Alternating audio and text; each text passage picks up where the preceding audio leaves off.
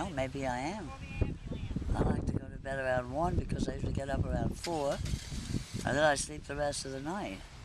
Do you know what your birth story is? Where were you born and what time of day? I've always thought on a Friday. I was born October 13th, 31. 13th is not supposed to be a lucky number, but I think it is. And my brother was born the 16th, 6 years younger than me, older than me.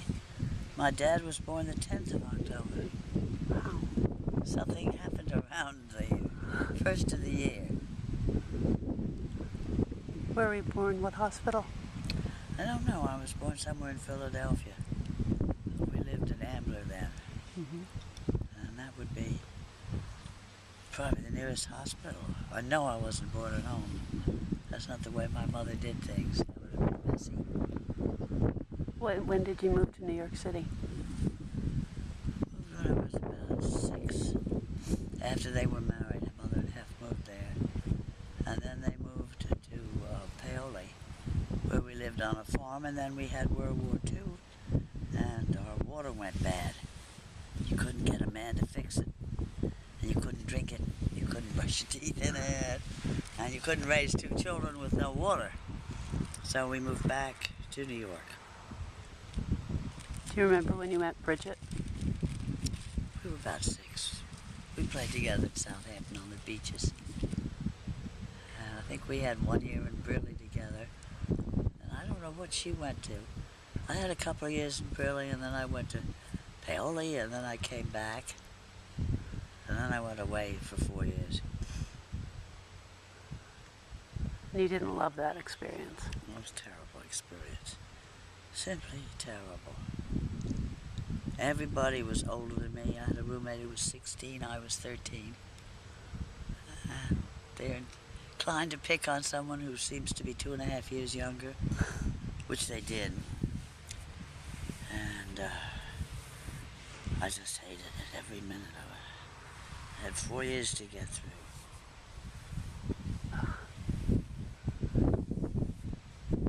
What did you do in the summers then? Went to Southampton still. Is that how you and Bridget kept in touch? Oh yeah, we were there every summer together. And yes, that's how we kept in touch. And then at some point, we were in New York together too, so we saw a lot of each other year round. Did you do the whole coming out thing? Yes, I did. I don't know whether Bridget did all of it. She did. She did, yeah, we went. And then I did cotillion in Baltimore because I had an uncle there who saw that I came out. And he put me on the train back to New York and called Mother immediately because 2 men got on the train after me to say goodbye to me, and he had hysterics, so it was great fun. Came out in Philadelphia, came out in New York. Because of Heffy, I could come out there. Dad was Philadelphia, and my uncle was Baltimore. It was a lot of fun, but it was absolutely frivolous, of course. Did you have pets growing up? I wasn't allowed to have a pet. They were too messy, but I did have... Finally, I got a bird called Peter. Ah. And Peter was a little canary. And my fat friend sat on the cage by mistake, and Peter broke a leg. We had to race it to the vet, and its leg healed. But Peter didn't live too long after that. Aww. We did have things like, in first grade at Briley, they gave us chickens that we'd hatched to take home. And we called them bosom big and bosom little, because I couldn't tell a male and female chicken at birth from each other. So we took them for the weekend to Philadelphia to see my stepmother.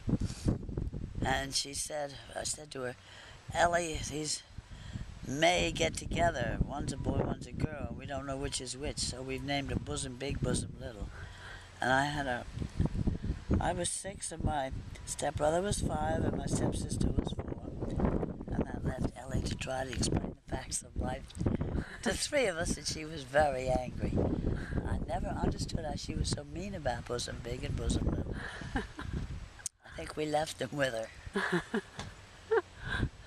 Dad had a farm. It was a perfect place for 2 chickens. No, I didn't get many pets. We had a dachshund called Heinzie, who bit everything in sight, hated children, and you had to be very nice to him. And as I got older, we got another dachshund, as Effie used to call him, called Ike. And he did likewise with children. They were just lovely companions. I can remember standing on a glass table in the outside, holding on to an umbrella, telling the dog to stop barking at me. They were just charming. Do you remember Beverly's dachshunds? Yeah, I remember Aunt Bev's. I remember Aunt Bev well. She was absolutely great fun. She had a wicked sense of humor. God, I'll never forget her when Arthur's cat had peed on him in the morning because he locked it out of its bathroom while we had house guests. And I thought he was having a terrible dream, so I said to him, "Oh, come on, Arthur, which of the cats bit you?" And he said, what difference does it make which one peed on me? He said, it was just like a horse letting go, Julie. You need to understand. And I laughed till I thought I was going to be sick. He nearly threw the cat out the window, but he gave up. He threw the pillow out instead. We went out that night to Aunt Bev's for dinner. She said to Martha, not knowing the story, "Your hair looks particularly nice tonight. What did you do to it?" He said, "Isabella the cat peed on it."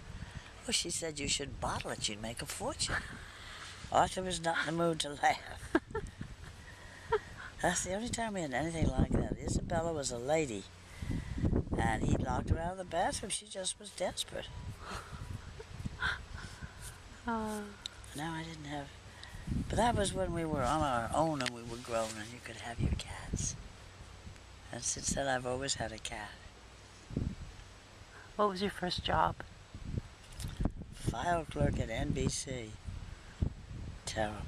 $30 a week. That's way, way back. And I went in and said I couldn't live on it, which I couldn't. And he said, "Why didn't you tell us? We'd have given you a raise." Said, "If I was worth it, why didn't you just give me the raise?" And I quit. It wasn't easy in those times for women to get a decent job. Mm-hmm. And I hadn't had any college. I'd had 2 years of junior college, which I loved. But my family didn't think it was necessary for a woman to be educated because she'd just get married and didn't need the education. Yeah. So I was completely unprepared, really, to step into the real world and do anything useful, except work and file, which I could be taught. Yeah, I know Bridget had that too. It's terrible. Yeah. It's horrible because when I finally got my IQ tested, I was 2 points off from where my brother, the corporate lawyer, was. Mm-hmm. He made money 7 figures in a year. And I made $30 a week. And we had almost the same IQ. But I wasn't given any training because I was a woman. And you don't have to eat, I guess, if you're a woman. That's one thing I've never really quite forgiven my family for. They never could understand why I had no money because I was a secretary. Mm-hmm. That's good. Yeah, you were just kind of devising your... Yeah, it's really, I find it interesting that my friends, some friends of mine who are Jewish women who are, your age, were encouraged to go to school, go to college for themselves. And it seems so many of my experience of Mom and you were discouraged. That's to use because your we intelligence. came out.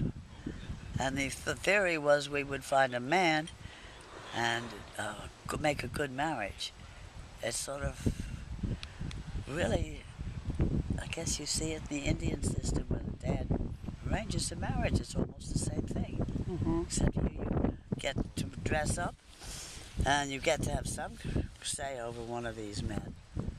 And then you get married and you have children and that's your life. You're all set. If you have any talents, they're buried.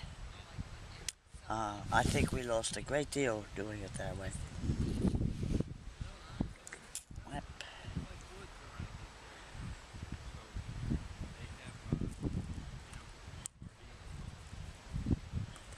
What are you looking forward to?